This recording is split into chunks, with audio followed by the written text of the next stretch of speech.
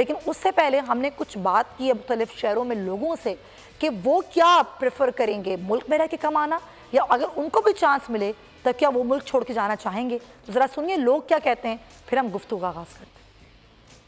पढ़ लिख के ना बाहर ही जाना है, मैंने इधर रह के कमाई करने का कोई फ़ायदा नहीं है। आजकल जो 40-50 हज़ार की नौकरी है ना, उससे कुछ नहीं बन रहा। हमारा मुल्क जो है वो गिरता जा रहा है। अगर हम यहाँ पर, अगर मैं कहूँ कि यहाँ पर हम रह के जो है वो रोज़गार तलाश करना चाह रहे हैं, ये भी एक मुश्किल सी बात हो गई है। यहाँ पर रोज़गार मिलना इंतहाई मुश्किल हो गया है। जैसा कि ये हादसा हमारी नज़रों के सामने है कि किस तरह जो है वो लोगों ने जो है वो जो उनकी जमा पूंजी थी वो लगाकर उन्होंने मौत ख़रीदी है। बाहर के मुल्क में भी अगर आप जाएंगे तो वहाँ पे भी आपको स्टेबल होने के लिए काफ़ी अरसा चाहिए, जो कि वहाँ पे फिर आप मेहनत करेंगे और उसके बाद फिर आप स्टेबल होंगे। यहाँ की इकोनॉमिक पॉलिसी नहीं स्टेबल होती तो हमें मजबूरन बाहर ट्रैवल करना पड़ेगा, रोज़गार के सिलसिले में बाहर जाना पड़ेगा, फिर हमने जाकर वहाँ ही मेहनत मजदूरी करके मुशक्क़त करके अपना फ्यूचर बनाना है। दूसरे ममालिक जो है ना, उनमें उनकी करेंसी की वैल्यू ठीक है, तो वहाँ जाऊँगा, वहाँ कोई काम करूँगा तो उसमें ना वैल्यू बन जाएगी। अगर मुल्क में हमें रोज़गार मिले, अगर हमारी मईशत स्टेबल हो,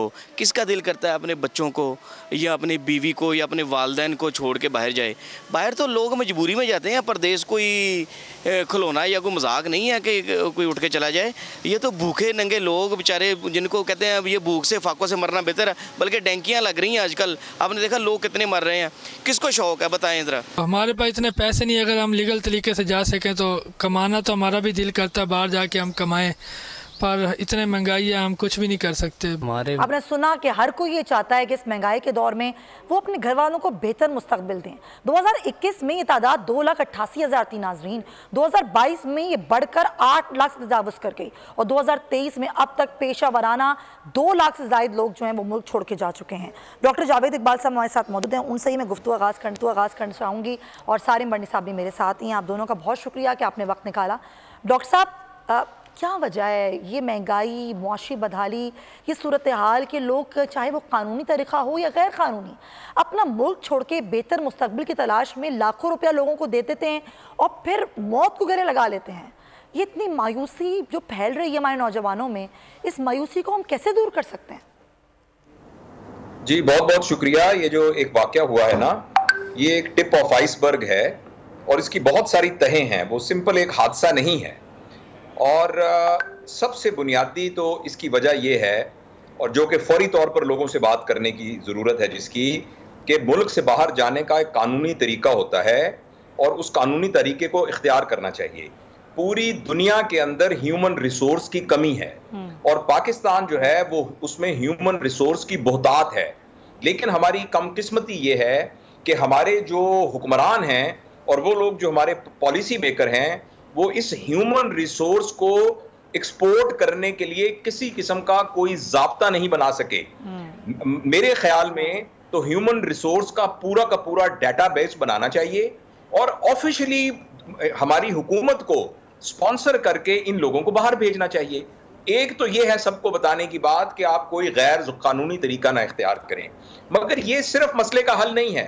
दूसरी अहम बात यह है कि पाकिस्तान के अंदर वाकई नौजवानों के लिए रोजगार के जराए बहुत महदूद हैं, खास तौर पर वो बच्चा नौजवान। डॉक्टर साहब, अच्छा सारिम बर्नी साहब, अभी जो बात की बड़ी अच्छी बात लगी डॉक्टर साहब की कि मुमालिक आपस में, यानी कि पाकिस्तान उन मुमालिक के साथ, यूरोप के साथ या बरतानिया के साथ कोई ऐसा मुआहदा कर ले कि उनको ह्यूमन रिसोर्स की ज़रूरत है, उनको काम करने वाले लोग चाहिए, यहाँ पर लोगों को अपना मुस्तकबिल संवारने के लिए उन मुल्कों को जाना पड़ता है, तो हुकूमत कोई ऐसा मुआहदा करे, कोई तरीक़ाकार अपनाए कि लोग इन एजेंटों के हाथों पे ना चढ़ जाएं, इनके हत्थे ना चढ़ें। लाखों रुपए भी देते हैं और बेचारे फिर अपनी जान से भी हाथ धो बैठते हैं। आप क्या कहेंगे इस पर? मेरी बहन बिल्कुल डॉक्टर साहब अच्छी बात कर रहे हैं, ठीक बात कर रहे हैं, मैं भी यही कहूंगा। लेकिन बात यह है, पहले हमारी सूबाई या वफाकी हुकूमत को ये तो पता हो कि हमारे पास प्लम्बर कितने, इलेक्ट्रिशियन कितने, लेबर वर्क वाले कितने हैं या दीगर और चीजें टेक्नीशियन कितने हैं। हमारे यहाँ तो कोई डेटाबेस, कोई सिस्टम, कोई निज़ाम है ही नहीं।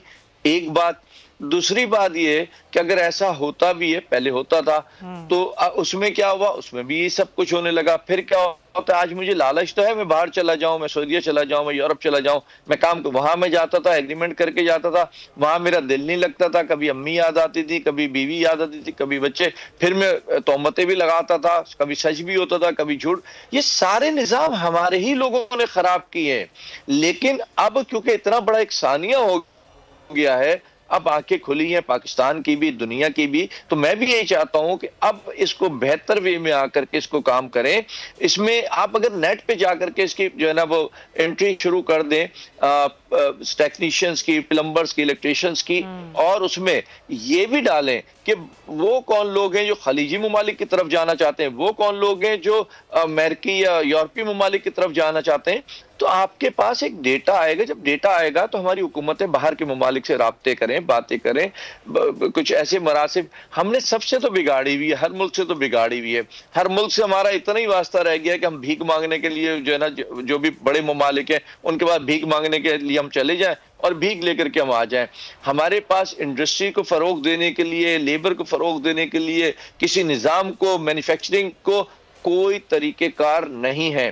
पूरी हुकूमत भिखारीपन पे, ये आज की नहीं बात कर रहा, मैं बार बार ये कहता हूं कि मैं हर हुकूमत की बात करता हूं जब भी करता हूं मैं, और पूरी कौम भी इसी में लग गई है कि हम किस तरीके से जाके किससे मांग करके बस अपना गुजारा कर लें हम। तो जब हम मेहनत की तरफ जाएंगे, किसी बेहतरी की तरफ जाएंगे, तो यकीनन बेहतरी आएगी।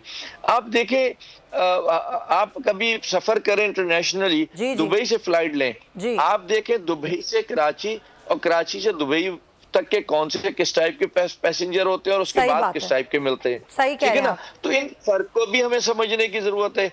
हमें अपने लोगों को जब पाकिस्तान से भेजें तो उनको उठना, बैठना, कपड़े पहनना, क्या यही तो प्रॉब्लम है सर। आप जैसे लोग बहुत समाज की रहनुमाई कर रहे हैं सारिम बर्नी साहब, और आप काम भी कर रहे हैं। मैं चाहती हूँ आप दोनों को लेने का मकसद आज यही है कि आप नौजवानों की रहनुमाई करें। हमारे नौजवानों की तरबियत की और रहनुमाओं की बहुत ज़रूरत है। डॉक्टर साहब, नौजवानों को हमेशा आपकी स्पीचेस, आपका तरीक़ेकार, आपका रहनुमाई का तरीका बड़ा अच्छा लगता है। आप क्या कहना चाहेंगे? हमारे तो अच्छे नौजवान भी मुल्क छोड़ के जा रहे हैं, ताकि वो चाहे वो इंजीनियर्स हों, डॉक्टर्स हों, IT से रिलेटेड लोग हों, वो भी नहीं रहना चाहते इस मुल्क में। जी बहुत शुक्रिया। सॉरी और मुनक़ता हो गया था कुछ लोड शेडिंग की वजह से। देखिए, गुजारिश है कि मैंने बीच में कुछ बातें सुनी नहीं। जो हमारे नौजवान है ना, वो हमेशा नौजवान अपने रोल मॉडल्स को देखते हैं, और उनके रोल मॉडल्स वो होते हैं जो उनके मुल्क में उनको तरक्की किए हुए लोग नजर आते हैं। हमारे यहाँ 5-6 किस्म के तबकात हैं जो बज़ाहिर लोगों के सामने तरक्की किए हुए नजर आते हैं माली तौर पर, मगर वो जितने भी तबकात हैं उन सब के मफादात मुल्क से बाहर वाबस्ता हैं। यानी कौन सा पॉलिटिशियन है जिसके बाहर जायदादें नहीं हैं? बिल्कुल आप सही कह रहे हैं डॉक्टर साहब, यही तो असल बात है ना। सॉरी टू कट यू, मुझे आपको यहाँ पे कट करना पड़ रहा है। अगर आपको ये वीडियो पसंद आई है तो सब्सक्राइब करें और बेल आइकन पर क्लिक करें। मेयर कराची के इंतखाब की जंग, बोल ने फिर छोड़ दिया सबको पीछे। इस वक्त मुर्तजा वहाब मुंतखब हो गए हैं मेयर कराची, ये ऐलान कर दिया गया है बाकायदा तौर पर। सहाफती रिवायत रखी बरकरार, बोल ने दिखाई सबसे बड़ी ट्रांसमिशन। मैंने आपको कहा कि नंबर गेम में जमात इस्लामी के पास नंबर पूरे नहीं है। लम्हा बलम्हा की सूरत हाल से किया बाखबर आवाम को। रेंजर्स के एहलकार और पुलिस के एहलकार हैं, वहाँ अलर्ट है, और वो इस बात की कोशिश कर रहे हैं कि अब कोई नाखुशगवार वाक़या जो है वो रूनुमा ना हो सके, क्योंकि बोल है पाकिस्तान का नंबर 1 न्यूज़ चैनल। सब्सक्राइब करें और बेल दबाएं ताकि कोई खबर रह न जाए।